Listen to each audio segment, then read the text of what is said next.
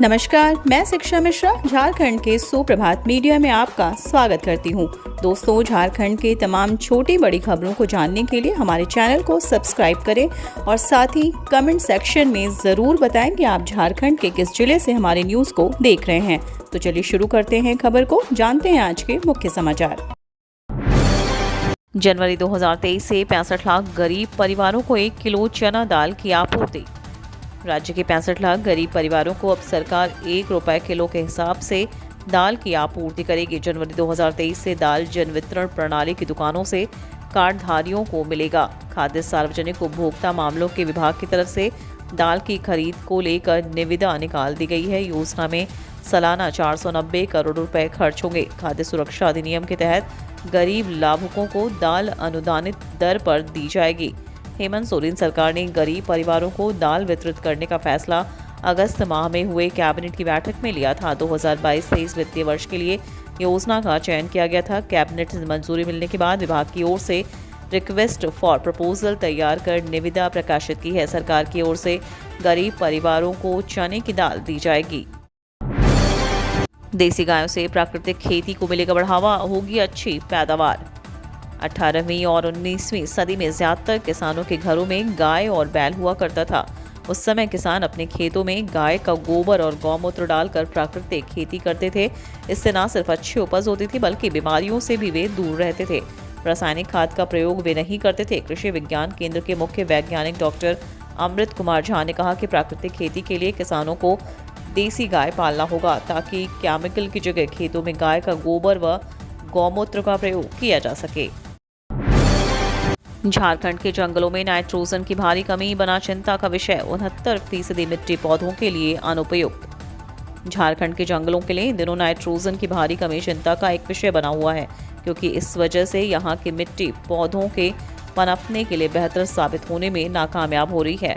हाल ही में सामने आई एक रिपोर्ट में यह खुलासा हुआ है कि झारखंड के जंगलों की मिट्टी में नाइट्रोजन का स्तर घटता जा रहा है। इस पर बात करते हुए एक वरिष्ठ अधिकारी ने कहा कि केंद्रीय वन और पर्यावरण मंत्रालय के निर्देश पर रांची स्थित इंस्टीट्यूट ऑफ फॉरेस्ट प्रोडक्टिविटी के तैयार किए गए वन मृदा स्वास्थ्य कार्ड की रिपोर्ट में ये निष्कर्ष सामने आए।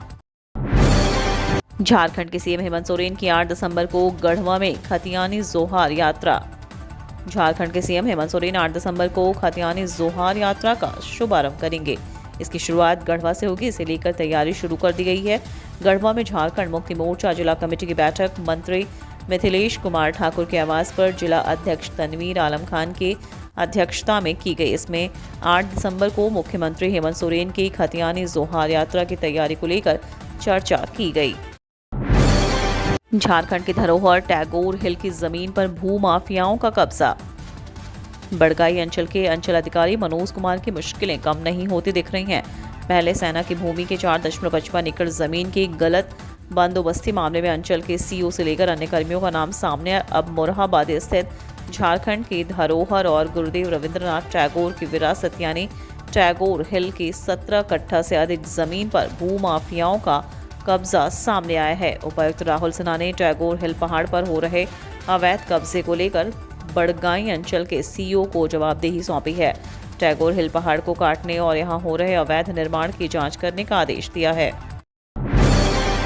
झारखंड के इतिहास में पहली बार एक महिला बनी प्रशासनिक सेवा संघ की अध्यक्ष। झारखंड के 22 साल के इतिहास में पहली बार एक महिला प्रशासनिक सेवा संघ के अध्यक्ष चुनी गई। इसका नाम रंजिता हेम्ब्रम है। रविवार को राजधानी रांची के मोरहाबाद स्थित रांची कॉलेज के आर्यभट्ट सभागार में झारखंड प्रशासनिक सेवा संघ की आम सभा सह निर्वाचन प्रक्रिया में सर्वसम्मति से रंजिता को अध्यक्ष चुन लिया गया। राहुल कुमार को महासचिव चुना गया है। झारखंड के आदिवासियों की बांस की कलाकृतियां यूरोप के कई देशों में घर व ऑफिस की बढ़ा रही शोभा।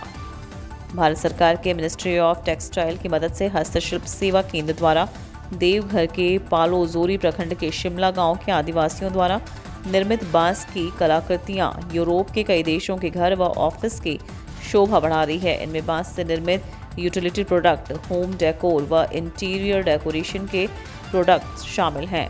पालोजोरी प्रखंड के शिमला गांव में करीब 60 महिला व पुरुष बांस की कलाकृतियां बनाने में जुटे हैं। करीब 450 परिवार का भरण पोषण इससे जुड़ा है। झारखंड में लोगों को पर्यावरण से जोड़ने का अनोखा स्टार्टअप शुरू।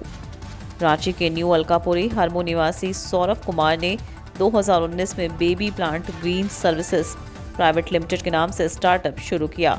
आइडिया था देश भर के यूनिक इंडोर प्लांट को घर घर पहुंचाना, साथ ही लोगों को पर्यावरण के प्रति जागरूक करना। इस सोच से अब राजधानी के घरों और संस्थानों में वर्टिकल गार्डन तैयार होना शुरू हो गए हैं। शहर व ग्रामीण क्षेत्रों के कई बेरोजगार युवाओं को अब पेड़ पौधों से रोजगार हासिल करने का मौका मिल रहा है। चुनाव से पहले मां से आशीर्वाद लेने पहुंचे पीएम मोदी आज अहमदाबाद में डालेंगे वोट। गुजरात में दूसरे फेज के मतदान से एक दिन पहले रविवार को प्रधानमंत्री नरेंद्र मोदी अहमदाबाद पहुंच गए। प्रधानमंत्री मोदी यहां से सीधा गांधीनगर में अपनी मां हीराबेन मोदी के आवास पर उनसे मिलने पहुंचे। गुजरात में आज सोमवार को दूसरे फेज के लिए मतदान होना है। पीएम आज अहमदाबाद में वोट भी डालेंगे। मेहदी हसन ने भारत के हाथों से छीनी जीत। बांग्लादेश ने पहला वनडे 1 विकेट से जीता। भारत और बांग्लादेश के बीच 3 मैचों की वनडे सीरीज का आज से आगाज हो गया। पहला वनडे मुकाबला ढाका के शेरे बांग्ला स्टेडियम में खेला गया। बांग्लादेश ने इस बेहद रोमांचक मुकाबले को 1 विकेट से अपने नाम किया। बांग्लादेश ने रोमांचक मुकाबले में भारत को 1 विकेट से हराकर सीरीज में 1-0 की बढ़त बना ली है। इस मुकाबले में मेहदी हसन, मिराज और मुस्तफिजुर रहमान ने आखिरी विकेट के लिए अर्धशतकीय साझेदारी करते हुए टीम को हार के मुंह से निकालकर जीत तक पहुंचाया।